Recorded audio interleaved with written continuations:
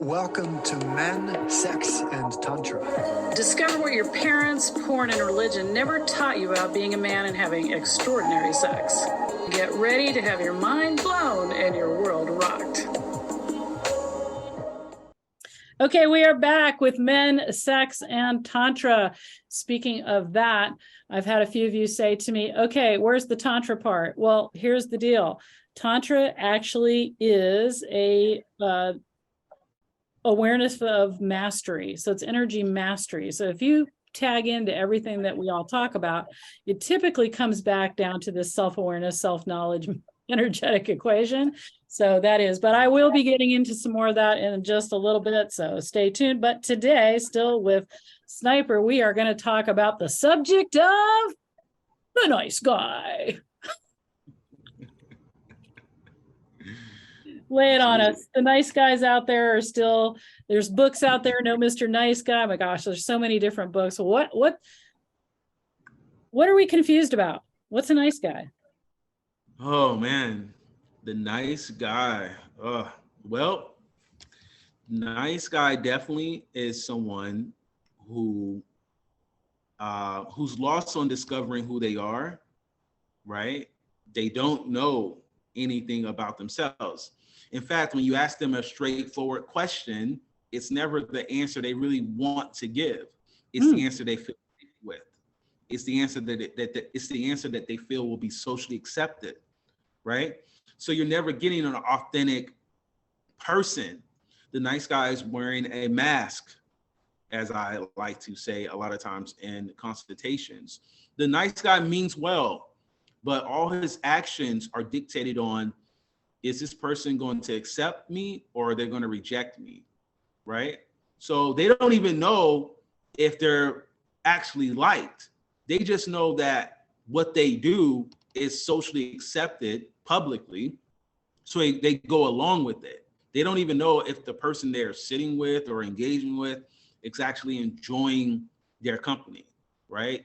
So the nice guy is unfortunately a do boy, someone who, he's going to do all the extra things that he feels is going to get him socially accepted, liked, get people on his side. And when I think about nice guy, I think of no authenticity. Do boy. I might need a few of those. Okay. All right. I mean, in one hand, I can, say, oh, okay, that guy's just going to put himself, he's going to be a doormat and he's just going to serve everything I want. There's a lot of women who are like, well, that's cool. I mean, really, could I do with a few of those in my life? Maybe so. But ultimately, if that's the case, then we don't really respect them is the biggest problem, is what we hear here. Okay, so what I understand from you, because you know me, I like that clarity. Nice guy does not mean kind person. No, and that's the confusion. You asked a great question. That's the confusion. Like I say in my book, When Men Were Men, be kind, not nice. Yeah. There's a difference, world of difference. A kind person and nice guy, two different people, two different souls. They're not in the same world almost, right? A kind person does something because they really want to do it. There's a genuine concern about what they want to do, right? A kind person is doing it from the heart. So they're not worried about, is this going to be socially accepted or not? Like a kind person will give a homeless person $5 because that's what they wanted to do. They don't want any credit for it. They don't want any type of accolades for that. That's what they genuinely just wanted to do. A nice person is doing it because it's going to get them liked, right? They think it's the right thing to do. See, there's no confidence in their decision to even give the $5, right? So they're reluctant to give it. They're not even really sure if they should give it. They're more giving it because, like I said, they do social acceptance is their number one goal. And looking for validation and avoiding conflict. Absolutely. That's the big thing I see if I think about people that are nice, and it could be a man or a woman, it doesn't matter, but nice people are polite even when they don't want to be. yeah, the authenticity is not there, and certainly the conflict avoidant. But here's an interesting thing too. Men who love women or love a woman want to avoid conflict with her. It's almost an ingrained kind of thing. And so where you might have been a not a nice guy in your single life, and all of a sudden you're into somebody and you fall in love with them, and now you start to move into that nice guy space because you don't want to rock the boat. Right. You'll find women feeling betrayed. They won't even know really what happened, except who you were is not who you are now, and it feels like a switch. You have a switch. Yeah, right. Switch. Perfect. Yeah. Okay, so the nice person, the nice man, the nice guy, he's always the guy that gets friend zoned it as well. A lot of the time, even though, I don't think there's anything wrong with friend zone. I think we've kind of gotten a little too crazy with that, because I know lots of people that would rather be a friend with somebody first before they move into a relationship. That's different than not having any sexual chemistry. Correct. Right. So the thing about the friend zone thing is, you see, if you really get along with a woman and you guys are genuinely friends, I don't see anything wrong with that. The problem is the nice guy, he secretly has all these sexual feelings for this girl, right? And he's hiding it. So plays along with it. So when the woman invites him to all types of little events that he really doesn't want to go to, he still goes, right? When she says, oh, we should do this, he just does it. He goes along with it. He does not want to do that at all. He would rather be having a romantic time with this woman, have sex with her, have experiences with her. He's not doing that. So that's the issue with the whole friend zone thing, is no authenticity. So you don't really know. She doesn't even know that he's being fake, right? She doesn't know like which guy am I getting? Like which, he goes to the event, he got an angry face. She's like, well, I thought you wanted to be here. So the nice guy really isn't nice. He really isn't nice. No, he's actually his own worst enemy. And the worst thing about nice guys is that they do a whole bunch of nice things, and now they're mad at the world. Now they're angry. Now they're prone to blow up and, take their frustration out in different ways. They're not safe. They feel entitled. But the biggest thing is they've made an agreement that's been unspoken. Nobody's actually agreed to any of these agreements. Exactly. Oh, wonderful way of seeing it. Wonderful way of seeing it. They sign contracts that no one else signed, but they act as if like, hey, we're supposed to have this understanding. Why aren't the sexual it's like we're supposed to have sexual feelings, even though it hasn't even crossed that border. It hasn't even been spoken or even suggested in any form.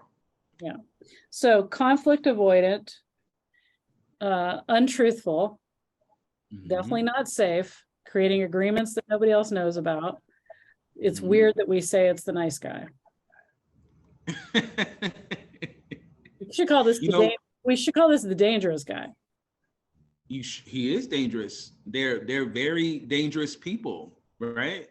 Because you think you have a friend. Well, women think they have a friend, right? And then one day out of the blue, some unexpected day, he's like, hey, I've always had these feelings for you, and I've always had this, I've always liked you. And she's like, what are you talking about right now? Like, what are you even mentioning right now? We've been friends for years. What are you talking about? And another thing too is the nice guy gets all the frustrations he doesn't want to deal with, like the girl calling him to talk about the guy that she's dating, right? And he'll deal with it. He'll listen and he'll give her advice and he'll take it in all, but he's secretly mad because he doesn't want to do that. Mm-hmm. Right? Yeah. So duplicitous. So we're not finding the nice guy very nice, apparently, on this thing. Yeah. And so when guys say nice guys never win, Hmm. we would say that they shouldn't, based on this. Based on this, they shouldn't be winning at all. They're actually getting exactly what they They're deserve. getting what they put out. You're getting the energy that you put out. If you put out fakeness, then don't be surprised when it's returned back to you, or when you don't get the result that you want. Because the nice guy is the wolf in sheep's clothing, ultimately. You know, he's the guy women look at and say, "Oh, he's nice, he's safe," but then when he has all these inner feelings that he hasn't expressed, then he's super dangerous. You don't know, what you might be getting. So no, like you said, nice guy, not so nice. Yeah. Okay. And so if there's a guy listening to this and he's like, oh, okay, and ultimately why a guy's doing this is because he's hoping he's scared. Typically this comes from a place of non-confidence and fear. But there's another breed of nice guy that's showing up now, and that's been a little concerning to me. And I understand why. So Me Too movement, right? Mm-hmm. So we're swinging the pendulum. Women didn't have a voice. Now we're swinging. Anytime something heals, the pendulum goes all the way to the other side, right? Right. Now, tons of men that I know that are kind men, considerate men, have now become scared and are turning into the nice guy because they don't know how to act in this landscape where, so clearly the predators are the guys that need to be the heads up on this whole Me Too movement, right? It's like, okay, but the predators don't care. They're not listening to any of the women say, when I have my headphones in, don't approach me, or Right. whatever. Women taking a stand. The guys that are supposed to be hearing it, they're still not hearing it. Okay. But what's happened is all these good men are now becoming very frightened and intimidated by the fact that the landscape has changed so drastically. They're afraid to even say anything. So they're becoming, by that very nature, nice guys. They're backing into the nice guy situation. Correct. I agree. Unfortunately, I agree. Right? Because what's happening is, guys who are genuine, now they're living in fear. Mm-hmm. They're afraid that some woman's going to say something, or might, suggest that they were trying to do something. And now, instead of doing what they really wanted to do, like asking a woman out, now they don't ask anyone out. Now it's like, oh, well, I give up on the matter. And, if she has to come up to me now, that type of energy. Right. And then when they do, they're backpedaling so hard away from their masculine experience. That's that watered down, or that nice guy kind of vibe too, is stepping away. Oh, I'm so safe. I'm a eunuch. I have no sexual intentions for anything anywhere, and I feel it from men. I hear it from men. My clients are telling me that, like, how do I even navigate this landscape? Well, right. It's not by becoming the nice guy. No. Because women need safety. Women are looking for safety. Mm-hmm. And but here's the thing, within being safe, when you are your authentic self, that's a sense of safety, because now I know where you're coming from, right? Yes. Yeah. So if I was to see you at the bar, right, and I walk up to you, I introduce myself, I say who I am, and we're talking, we're having a conversation, and I'm telling you, I'm like, hey, go ahead and give me a number. We should go out sometime. Love to hook up with you. If you're not interested in me, you have every right in the world to say, hey, thanks, but no thanks. Yeah. Or, hey, I was feeling it, but, that's okay. We walk away from each other, what? In truth. Because we know, okay, hey, you're not interested. I tried, you weren't feeling it, whatever. But let's say I'm a nice guy and I see you and I'm interested. And I'm like, oh, hey, I happen to notice that you're part of I'm looking at you, I'm observing you. I've been peeping you out for 20 minutes like some creep guy. And I'm like, I noticed that you're part of some club or something. And you're like, yeah, I'm part of that club. You thinking we're having a genuine conversation about some type of mutual interest or whatever. You're like, well, hey, we should probably meet at that club sometime, you know, or whatever soon. And 3 weeks later, you're meeting up with that guy. You think it's like a friendly type of real vibe. No, he really wanted to have sex with you the entire time. That's the danger part. Mm-hmm. Yeah, that's the mixed communication thing, that the expectations. And we know that suffering is unmet expectations, unspoken agreements, unmet expectations. These are not cool. They don't serve anybody. They serve to make the nice guy matter. They serve to make women more suspicious. Right. It's not working for anybody, right? It's not working. Right, exactly. Right. And so even in the face of this Me Too movement, even in the face of women speaking out more against being harassed, or, you know, I'm not going to stand for that, men need to be more clear, not less clear. Absolutely. Absolutely. See, I in my book, I say, when there's clarity, it makes room for success. You know, right? Mic drop that. Right. And the second part of that is, in the absence of clarity, there's going to be guaranteed confusion and chaos. Yeah. Hence the nice guy. Yeah. Yeah. So that is right there. Nice guy is a guy that's lack of clarity. And so lack of clarity, lack of self, lack of knowledge, lack of knowing who he is. So if I don't know who I am, I can't tell you what I want. Yeah. So nice guys should finish last is probably going to be a book, all right. Yeah, capitalize should. Yeah. Absolutely. Right. Because of the way that's going. So, okay. Why don't you, maybe you're a guy out here who's going, damn, that's me.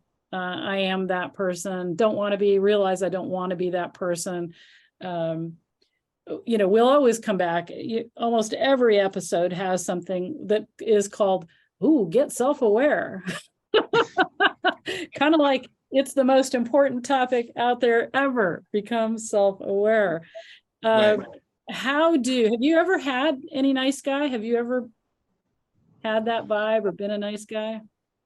I mean, to be honest, but a long time ago, yes, I definitely had traits of the nice guy.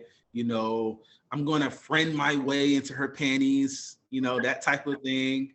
A do boy. A do boy, right. You know, or a chore to sex strategy, you know. Oh, chore to sex strategy. Yeah, because you think like, well, when you know you're checking off the list, like, okay, once I get to chore 56, I'm only 3 steps away from the promised land. You know, and you're just like, there's and that's where the entitlement comes from, because you felt, like you said, unspoken agreements. I've never heard of that, but that's a wonderful way of looking at it, because you feel like I'm doing X, Y, and Z, therefore I should be getting A, B, and C, right? And for me personally, yes, I was in that bubble for a little while where you kind of just doing things because you want something, but no one knows what you want. No one understands what you want, right? And I love what you said about being more clear. This is the time men should be more clear than ever before. You would avoid so many bad situations if you were super clear in your communication about what you want. Now, of course, you got to present yourself, but you should be super clear on what you want. That way, a woman can make a clear-cut choice if she wants to engage or agree or whatever, go off with you, etc. Don't do the nice guy thing, because I noticed for me, every time I did the nice guy thing, I became more upset, more angry, more mad. And I was the only one dealing with that anger, so it just sat with me. Right? Right, exactly. And I think that if a guy's listening here and he's like, man, that's me, that's my testimony, that's who I was or who I am right now. The number one thing is you need to become familiar with one of the best words in the English language, and that word is no. You need to become familiar with no. You need to stop doing things that you do not want to do fundamentally, right? And anytime someone might get mad at you, because see, the thing is, when you're the nice guy, you're the first one to get taken advantage of. Mm, People energetically seek you out to do their bid, do their dirty work, do whatever. If we're all, if you look at like a lot of movies, like in corruption or, corporations might be operating in unfair ways. You're always looking at the nice guy to either get rid of first or get him to do the underbidding for whatever needs to be done in whatever, obviously bad operation. So for me personally, I had to get rid of that if I wanted to be happy, if I wanted to be fulfilled, if I wanted to live in truth, if I wanted to actually have a life worth living. I knew deep down inside, stop being the nice guy. It gets you nowhere. I think another thing, if you would say, the nice guys don't take a stand. Like they don't have a stand. And part of what women are attracted to when it comes to men are men that stand for something. And, I have a whole thing about the bad boy thing. That's a very different way anybody else looks at it, because the bad boy takes a stand for his badness. It's not that we're into bad boys. We're into men who take a stand, and we can feel the safety of what they stand for. Right.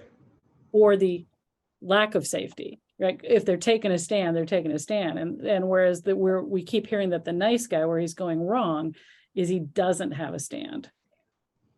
Well, it's so interesting you mentioned that. In my book, The Day She Learned Chess, for women, I say one of the main reasons you're attracted to the quote unquote bad boy is because he knows himself, right? And you feel safe with somebody who knows themselves. He's committed. He's committed to his. Yep. Right. Exactly. That's exactly right. Regardless of what it is, yep. He's committed. So that versus the nice guy, you don't know where he stands.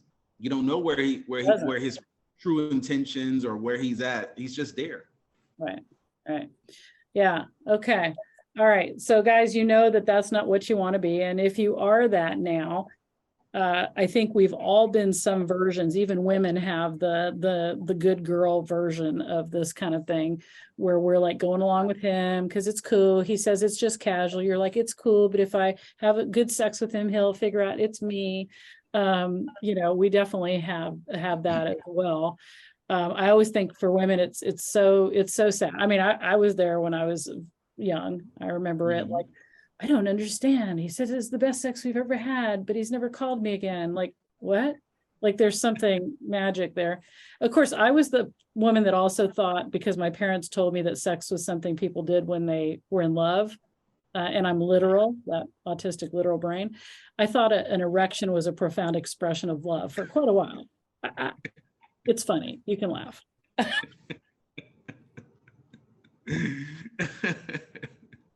I know. I couldn't figure that one out for a while. It was like, well, yeah. Anyway, so note to people who have neurodivergent children, just remember they take everything very literally. Okay, I digress. So we all have had versions of the times when we've stepped out of our truth and moved into appeasement, where we didn't take a stand. We let ourselves get watered down to achieve an outcome, to get a goal. But I know for sure that the less you take a stand, the less you are true to yourself, the less goodness and greatness come from that. That is a 100% surety. So it's not that women don't want good, kind men. We actually do. We don't actually want assholes. Please hear me on this. Y'all think, oh, I'm a nice guy, no woman wants me, they just pick those assholes. No, what we don't want is to be duped. We don't want to be betrayed. We don't want a nebulous agreement that we never agreed to. We don't want a massage that really is you trying to get sex. If you say, can I massage your back, then that's what it should damn well be. Tell the truth, for God's sake. Be a kind, good, integrity-filled man. Trust me, that's what women want. Just let go of that. Yeah, that duplicitous, I think, is the big thing. Absolutely. Well said. That was definitely, just don't Stop doing things you don't want to do. Now, it's funny you mentioned the good girl. Is I said one time, the good girl and the nice guy are the same exact person. They just have different sexual organs. Well, I mean, yeah, it's true. I mean, absolutely true. You're going to go sit and watch football with him because you're hoping that that makes him like you more when you can't stand football. You know, you're okay with him scratching his balls and eating with his mouth open when you're dating because you're hoping he'll marry you. And then once you get married, you tell him you can't do any of that anymore, which is bullshit. Right. There's the setup. So both of these, the good girl and the nice guy, are setting the other person up. Exactly. Now, A trap. I'm not saying you guys are nefarious or people that are evil. Okay, because we've all been that. It's desperate. What it is desperation and not believing in yourself and feeling like, that you have to do these things for somebody, like you said, self-validation or getting societal validation or whatever. But it's not a great way to live. I remember sitting there thinking one day, like, what the fuck am I doing right now? It's like, there's nothing about dating this man that I actually enjoy. What am I doing right now? Right. And that was my wake up to the desperation to be with somebody to self-validate my worth. And you know what? When I went out there to the living room to say, what the fuck am I doing right now? He goes, I don't know. And I'm like, you're right. And it's like, I said, so do you like me? And he goes, yeah, you're fine. I'm like, literally, I'm throwing in with this man, changing everything about me or doing all these things I don't want to do in the hopes that he's going to feel more than, okay, I like you. And it's convenient that you're around to have sex with. Like, what? Right. Exactly. Seriously. I mention this. I meant to mention just earlier. So two people can do the same exact thing and have totally different experience. What I mean by that is, so let's say you have two people, they buy donuts for the office, right? So the first person might be the kind person. They really bought the donuts because they really wanted to buy the donuts. They love buying donuts for the office, something they cheerfully wanted to do. They bring the donuts in, they open the box, they say, hey, everybody, got donuts, everybody just dig in as you want or whatever. And guess what? They never bring it up again. They don't talk about it. They don't feel any way. They don't care if you ate the donuts or if you didn't. That's just what they wanted to do. Versus the nice guy, he buys donuts for everybody. He gets it. He wants everybody to know he did it. He keeps bringing it up, keeps talking about it all Did you damn have a day. donut? Did you have a donut? I brought him in. He goes to each office and say, hey, make sure you get the donut, but it's not in love. It's more in haste, right? It's more like, make sure you give me my credit for giving you these damn donuts, right? And you can kind of tell in a way, he didn't really want to do that. He didn't really want to spend that money. He just did it to try to get in your heart, even though he don't care about your heart. See how that works? I want to get in your heart, but I don't really care about your heart. I want to get in your panties, but I don't really care about your panties. Wait, the panties weren't even on the scene. Anyway, we get that, absolutely. I hope this clears this up for the listeners out there, because it's always sad to me when a good man feels like he can't be a good man because he's being a nice guy versus the nice guy who really isn't a good man yet. He can be and will be, because if you're listening to this and you're identifying with this, you can change that around by getting real with yourself about your motivation. If you are resentful about things you're doing, chances are you're a nice guy. If you feel obligated to do things and you're not happy about it, you're a nice guy. If you are being friends with a woman who actually want to have sex with as a way to finally get sex with her, you're a nice guy. You can change all that. You can identify yourself, the steps to change. 1, identify what you're doing. get real. Look at it, write it down, put it on a piece of paper in front of you. I'm a nice guy. Now take your marker and put a big bold line through that. And now under it, write, I'm going to be honest. I'm going to be Exactly. an honest guy. That's scary. It is scary because you might find out you don't like women. That was in our last episode. You might find out that you don't have any confidence. That was in an episode. You might find out that you're actually a really not nice person. Like you could be really hating everybody in the world. And Exactly. that's okay. You can be a hater right now. Be the hater. Be honestly the hater first. I mean, you got to be get to the real stuff first. You're angry, you're frustrated, you hate women. Own that shit. Because that is the only way you're going to start walking out of that. Exactly. Exactly. All right. So, nice guys should finish last. You heard it here. Heard it here. Love that title. I love it. Awesome. Yes, absolutely. All right, guys, you heard it. This is us out for today. Keep showing up. Go back to some of those last episodes. Remember, I always forget to do the thing I'm supposed to do if I'm a great marketer, which is love, like, share, comment, bring your friends, bring your family, but please don't listen to this in your car unless your kids have earphones in, because sometimes, it's too much information for your 5-year-old. Just saying. Thanks so much, everybody, and we'll see you later.